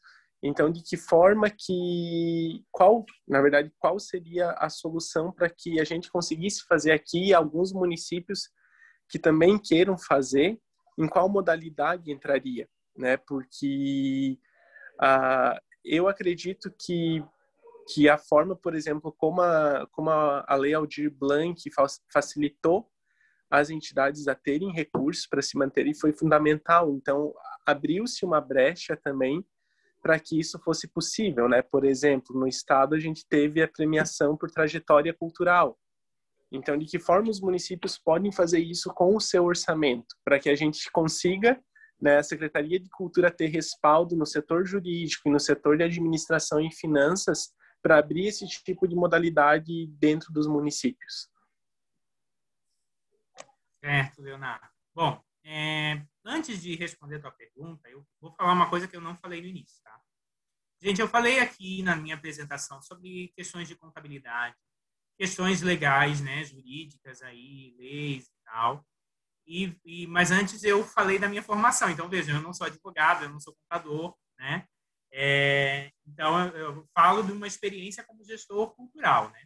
E aí, daqui a pouco, os contadores, os advogados aí dos municípios de vocês, ou até as pessoas que talvez tenham essa formação e estejam nos ouvindo aqui, podem não concordar comigo, tá? Mas são experiências, né, que a gente está trazendo aqui, tá? Então, respondendo a tua pergunta, Leonardo, o prêmio, nada mais é do que um edital de concurso, né? Então, ele está previsto na lei de licitações. O último Elizabeth Anderle, por exemplo, se tu olhar lá na identificação dele bem no início, ele fala bem claramente que é um concurso, né? Então, os procedimentos, né, estabelecidos nesses editais de prêmio, eles são os procedimentos do concurso, é a mesma coisa. Por que chama de prêmio e não fala concurso, né? Porque normalmente os editais de cultura, eles homenageiam alguém, como o Elizabeth Anderle, então é o prêmio Elizabeth Anderle, né? São editais que têm uma questão simbólica, né, aí cultural envolvida também. E aí se costumou chamar de prêmio, né? Mas nada mais é do que um edital de concurso. Qual é o inconveniente do edital de concurso para a pessoa física, no caso específico do que você está citando? É os descontos de impostos, né? Então, vai descontar imposto de renda, principalmente imposto de renda, né? Desconta lá na fonte, e aí aquele recurso que era R$20 mil vai vir com um percentual bem menor, né, por causa do desconto do imposto de renda. Pode ser aí de até 27,5%. Né? Então, é um inconveniente do prêmio, né, do concurso. E, falando mais especificamente da tua situação aí, eu vou falar um pouco da nossa experiência aqui em Navegantes. Tá? Nós temos um edital de fomento aqui, ele é específico para a pessoa física, né, que são recursos do nosso Fundo Municipal de Cultura, e ele segue, apesar de ser pessoa física, ele segue os procedimentos das instruções normativas relacionadas à Lei 13.019. Então, aqui no município se entendeu, né, mas veja, um entendimento aqui de Navegantes. Pode ser um entendimento de outras cidades? Pode, né?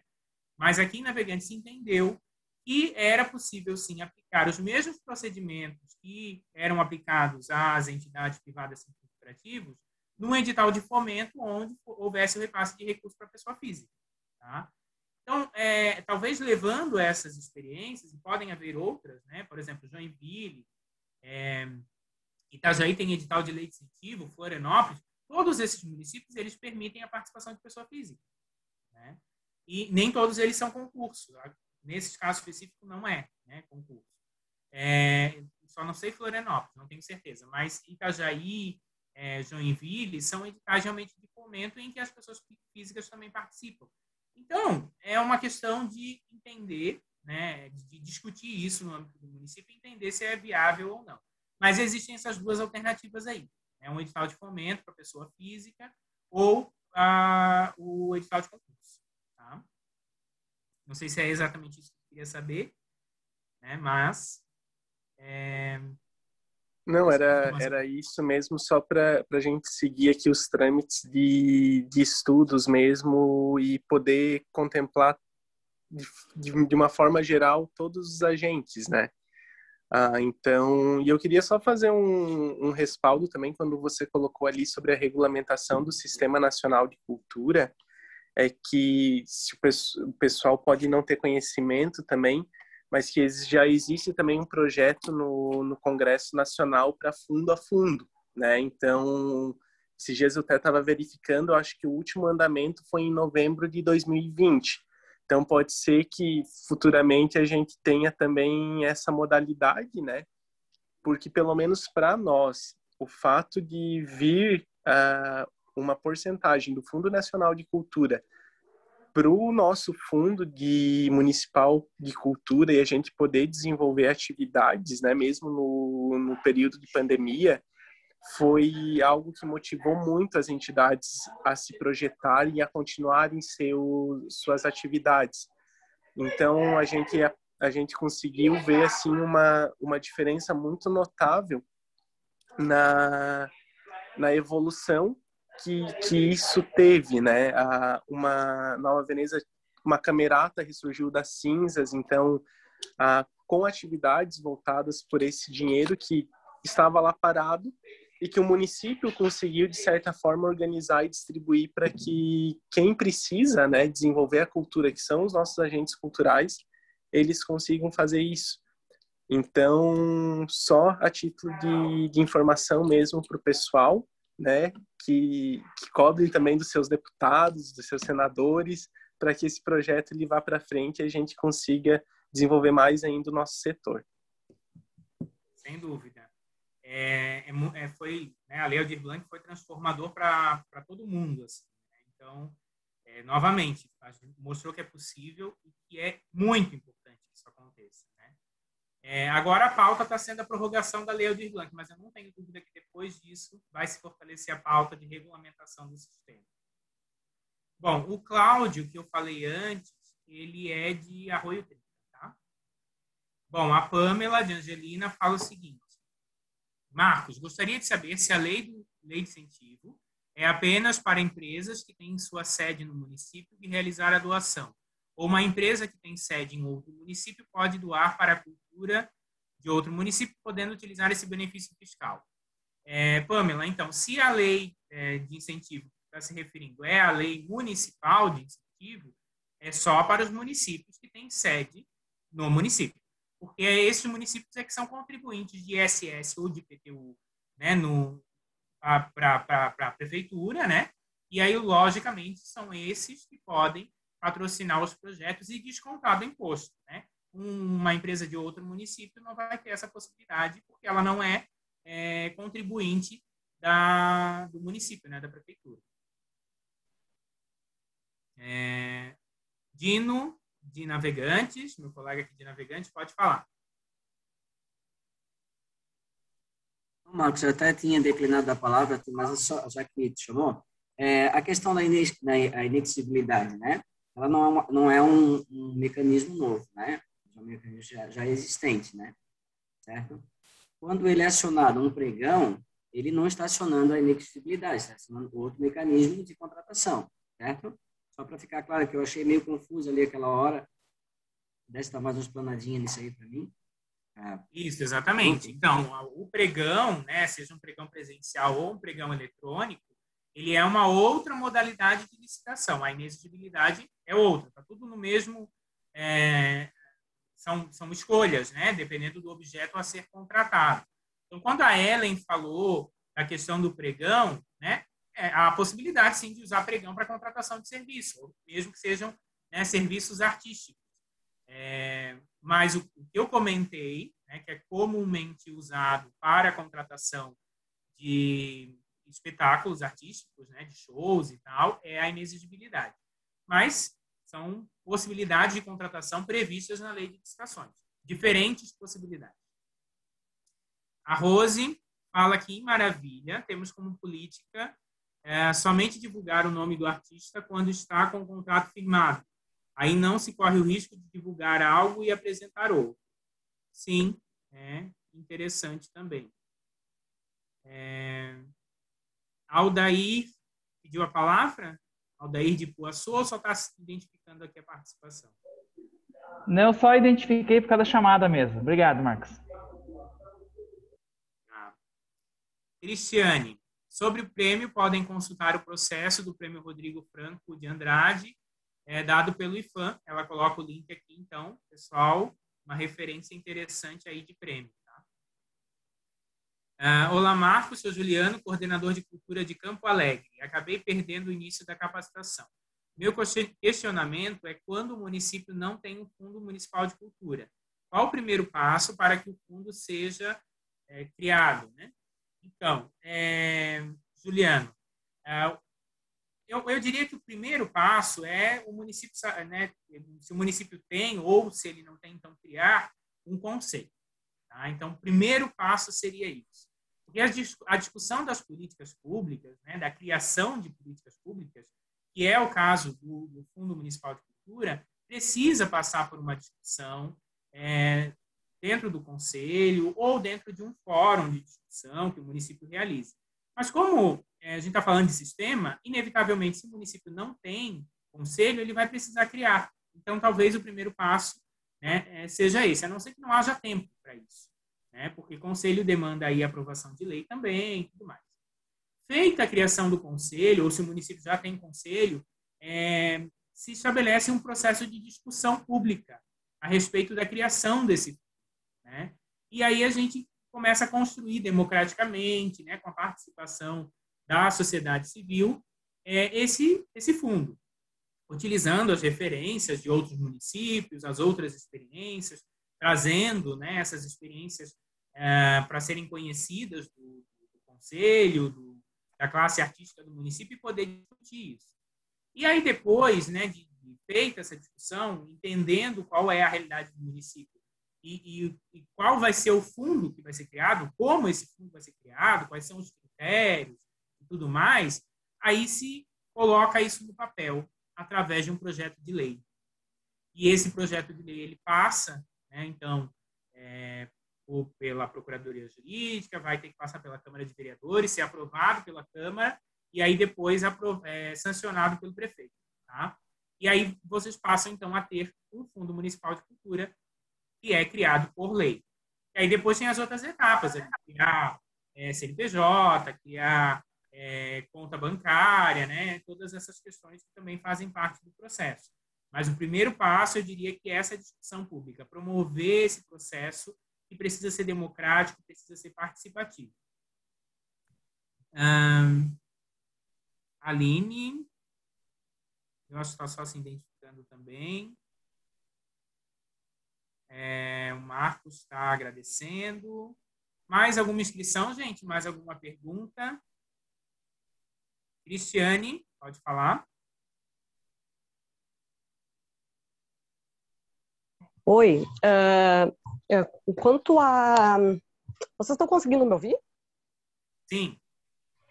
Quanto à questão da gestora que apresentou sobre a contratação de shows nacionais para eventos, a questão da inexigibilidade, nesse caso, eu acho que é um pouco temerosa, um pouco temerária, né? Principalmente se for parar em órgãos de controle. Porque o que acontece? Se você quer contratar um conjunto, um cantor sertanejo, igual a ele vai ter uns 3 ou 4 semelhantes. Então, não seria o caso de inexigibilidade, né?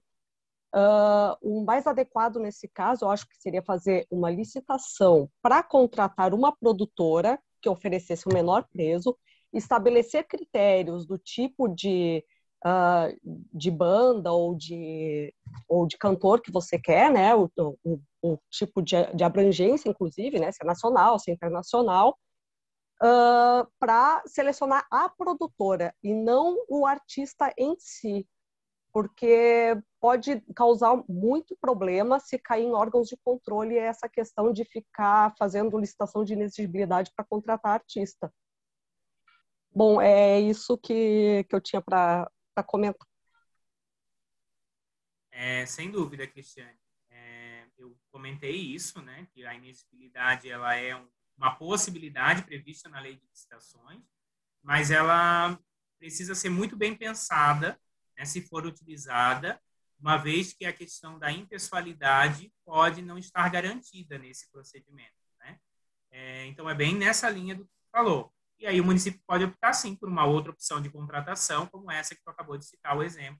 Né? É viável, é possível também. Né? Vamos lá. Vera, muito bom, interessante a live. Tem previsão de quando vai ter novamente? Na próxima quinta-feira, Vera.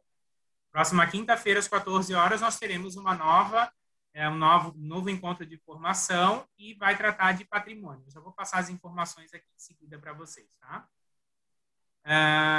Dino, sobre a criação do fundo, poderia citar as formações anteriores? Eu não entendi, Dino. Pode explicar? Não, as formações que nós fizemos, os anteriores, né, foi falado da criação do fundo, né, que já está gravado, né, as gravações. Sim, os encontros anteriores, né? Então, até respondendo para a Vera também, né? Então, Vera, a gente já está fazendo, esse é o nosso Aldir Blanc, sistema... É o quinto. Esse é o nosso quinto encontro, né? Então, tudo isso está gravado no canal da FECAM, no YouTube, tá? Então, quem não participou dos encontros anteriores vai poder assistir. Tem mais alguém que falou ali um pouco antes que não conseguiu ver o início, vai poder ver também, esse encontro vai estar gravado lá também, tá? Então, pode assistir depois. E sobre o que o Dino coloca, então, nós tivemos o primeiro encontro foi sobre Lei Aldir Blanc, o segundo foi sobre Sistema Municipal de Cultura, né, e seus elementos constitutivos, o terceiro foi sobre instâncias de pactuação, conselhos e conferências, e o quarto foi sobre planos municipais de cultura. E esse nosso quinto, então, sistema de financiamento. Tá? O nosso da semana que vem vai ser sobre patrimônio, eu já passo os detalhes para vocês. Ellen pediu a palavra novamente, pode falar. Então, só para finalizar aqui a minha colocação, assim, aqui para vocês verem como as coisas, isso é importante a gente esclarecer, né? Eu gostei do que a outra pessoa falou ali sobre como pode ser feito com a contratação da empresa, tudo. Mas na maioria das vezes, as políticas adotadas aqui no extremo sul catarinense são dessa forma. Então, acende-se um alerta com o GESC para verificar que esse princípio ele é muito utilizado, tá, Marcos? Muito, nas prefeituras, principalmente quando se trata de shows nacionais com festas grandes, né, dentro dos municípios. Eu também sou a favor de que valores que são valores altíssimos investidos, e aqui não desclassificando jamais o trabalho de cada artista, mas que poderiam ser descentralizadas em outras políticas. Porém, esse princípio ele é muito utilizado e a gente tem que ver para que lado, muitas vezes pesar se é para o lado bom ou o lado ruim, porque eu vejo, fui testemunha de algumas situações onde foi usado para o lado bom e também usado para o lado ruim. Então, acende-se um alerta, porque depois você, gestor de cultura, é quem assina a contratação, as comunicações internas, solicitando a contratações de determinados shows. E se há questionamento por parte de outros órgãos públicos, você é que vai responder, né? Então, foi nesse intuito que eu fiz essa colocação, e como a outra pessoa colocou ali no chat, né? Política, isso é política de balcão, com todo respeito. O que não é política de balcão no nosso estado? Tudo tem sido política de balcão. Por isso que nós precisamos cada vez mais nos certificarmos do que a gente pode ou não pode fazer. E mais uma vez, Marcos, eu agradeço por esse espaço para poder desabafar, porque eu acho que diante de alguns exemplos como esse que às vezes a gente também toma cuidado, porque quando eu entrei como diretora de Cultura e Turismo, muitas vezes, ou secretária, estive em algumas pastas, muitas vezes eu não tinha ninguém para me explicar, para me falar, né? E às vezes a gente sente na pele o quê? Uma agência passando por cima do teu trabalho, de toda uma pesquisa que foi feita com a comunidade, aquilo que ela gostaria de ter dentro da sua festa, bem como muitas vezes não há essa pesquisa, mas há um conselho ativo, um plano municipal de cultura onde se trabalha determinadas ações e não é cumprido porque determinadas agências vão lá e enfeitiçam o seu gestor, o seu prefeito. Então, cabe você, gestor de cultura, ter um poder também, né, um poder, entre aspas, de persuasão e explicar ao seu prefeito que determinada comunidade gostaria de ter determinada ação cultural dentro do seu município, tá? Muito obrigada pelo espaço e, mais uma vez, também aos colegas que foram esclarecedores nas suas sugestões. Nós que agradecemos, Ellen, né, compartilhar essa experiência. Eu só faria 2 apontamentos aí, né?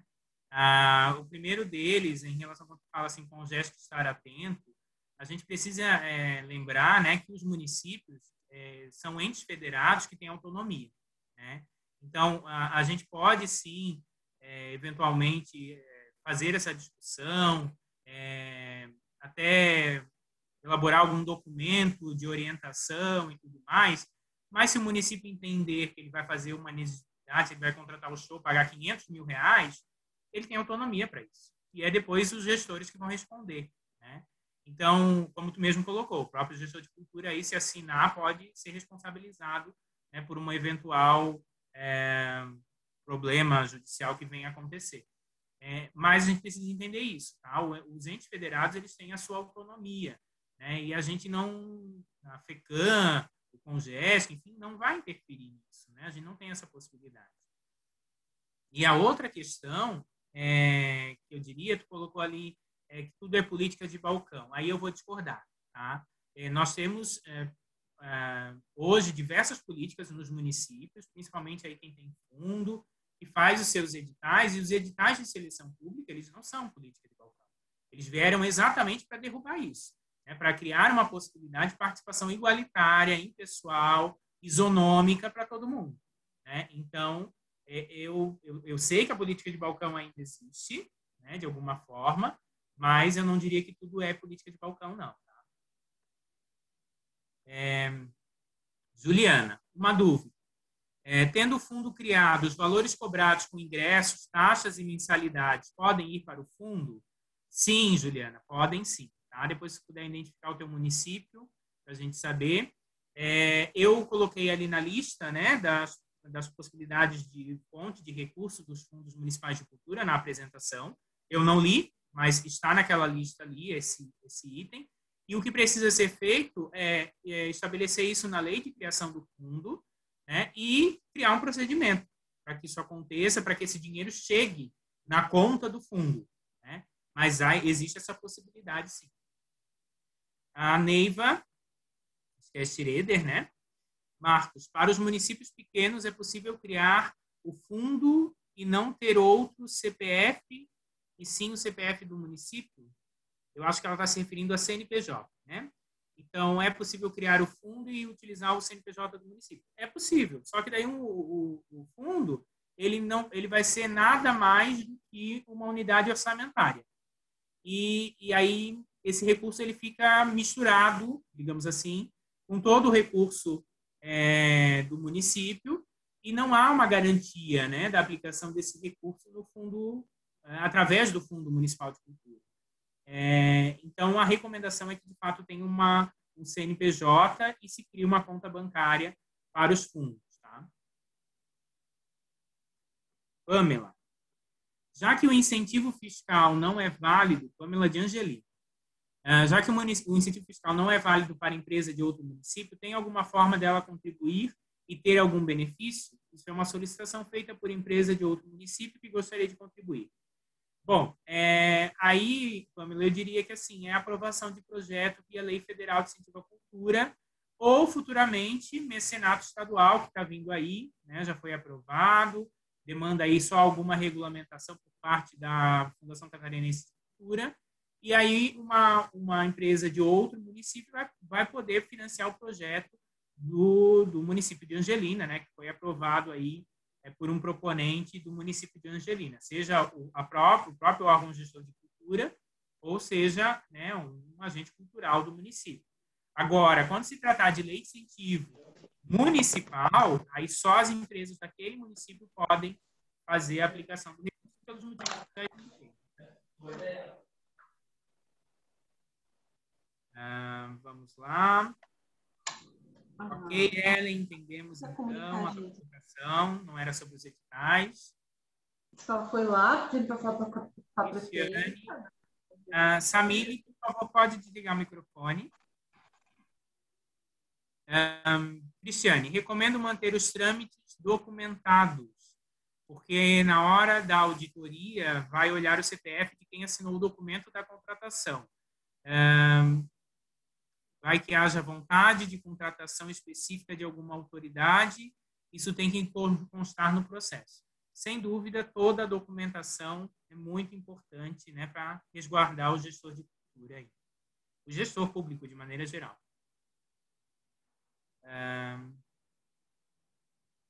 Célia, de Salto Veloso. As doações aos fundos acontecem de que forma? Então, Célia, se doação de ente privado, novamente, assim como a questão dos ingressos e tudo mais, precisa estar previsto na lei, né, de criação do fundo, que o fundo pode receber essas doações, e se estabelecer um procedimento a partir disso. Né? Então, talvez aí a publicação de um decreto, onde vai regulamentar o processo de recebimento dessas doações. Tá? E aí o município vai estabelecer o procedimento. Agora, a lei do fundo é que vai autorizar, né, vai permitir que o fundo receba essas doações. Eu, assim, para te responder essa pergunta, citando um exemplo, eu não tenho essa experiência. Então, eu não saberia dizer com mais detalhes. Né? Vamos lá. Obrigado, Dino, pelo reconhecimento. Mais alguma inscrição, gente? Senão nós vamos caminhando para o final, já são quase 4 horas. Soraya de Massaranduba, a previsão de quando o SNC estará totalmente vigente? Ai, Soraya, como eu queria saber disso. Como eu queria ter essa previsão. Mas, infelizmente, a gente não tem, né? Demanda aí realmente aprovação, como o Leonardo, o menino de Nova Veneza, eu esqueci o nome dele, não sei se é Leandro ou Leonardo, falou. Então, tem lá um projeto de lei tramitando no Congresso Nacional e que precisa ser aprovado. Né? O que a gente precisa fazer, enquanto colegiados de cultura, conselhos de cultura, CONGESC, FECAM, é pressionar para que isso aconteça. Né? É fazer uma mobilização nacional, né? E por isso que eu falei que a Lei Aldir Blanc ela veio no sentido de fortalecer essa mobilização, para que isso não fique tramitando eternamente no Congresso. Até porque essa regulamentação do sistema, ela já tramita no Congresso Nacional. Eu não sei qual é a data desse projeto de lei, mas eu já estava perto de fazer 10 anos, né? Eu acredito. E a gente já fala disso pelo menos há 10 anos. Então, provavelmente é perto disso que está tramitando lá no Congresso. Tá? Então, a gente precisa se mobilizar. Esse é o caminho. SNC estar pronto. Está para o mapas. Jonathan, eu não entendi o que tu falou. Tá? Se quiser falar, fica à vontade ou digitar novamente.